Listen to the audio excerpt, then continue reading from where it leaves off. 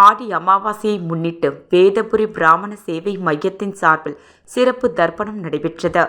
ஆண்டுதோறும் ஆடி அமாவாசையை முன்னிட்டு அதிகாலை முதல் பொதுமக்கள் தங்களது பித்ருக்களுக்கு தர்ப்பணம் வழங்குவது வாடிக்கை.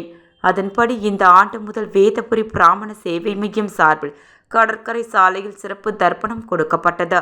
பொதுமக்கள் தங்களது பித்ரு துரோஷத்தினை நிவர்த்தி செய்வது எப்படி என்றும், மூதாதையர்களை உரிய தர்ப்பணம் செய்வோம், அதனை எவ்வாறு செய்வது என்பது எடுத்து கூறியும் தர்ப்பணம் செய்தனர்.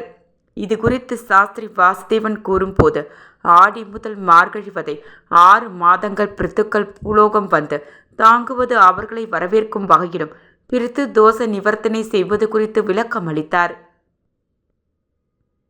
ஒரு வருட காலம் இந்த 12 மாதங்கள் அத தை மாசி பங்குனி சித்திரை வைகாசி ஆனி என்று 6 மாதமும், ஆடி ஆவணி புரட்டாசி ஐப்பசி கார்த்திகை மார்கழி என்று 6 மாதமும் தேவர்களுக்கு ஒரு நாளாக பாவிக்கப்படுகிறது.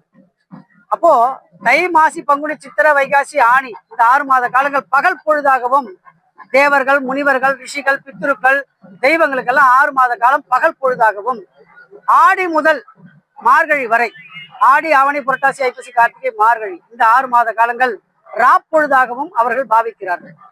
அப்போ இந்த ராப்பொழுதை அவர்கள் பாவிக்கும் பொழுது 2 அமாவாசைகள் மிக சிறப்பு இருக்கிறது.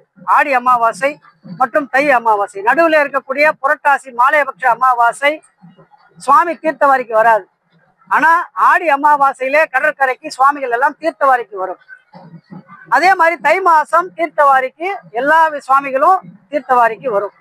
என்ன காரணம் அப்படின்னு பாத்தீங்கன்னா, இந்த ஆடி மாசம் இந்த அமாவாசையில தேவர்கள் பித்ருக்கள் ரிஷிகள் முனிவர்கள் சுவாமி இவங்கெல்லாம் பூமிக்கு வந்து கடற்கரை வாயிலாக வருவதனால கடற்கரையில அந்த தீர்த்தவாரி நடைபெற்று சுவாமி அவர்களுக்கெல்லாம் ஆசீர்வாதம் பண்ணி பூமியிலே 6 மாதம் தங்குங்கள், ராப்பொழுது உங்களுக்கு அப்படின்னு கட்டளை எடுக்கிறாராம்.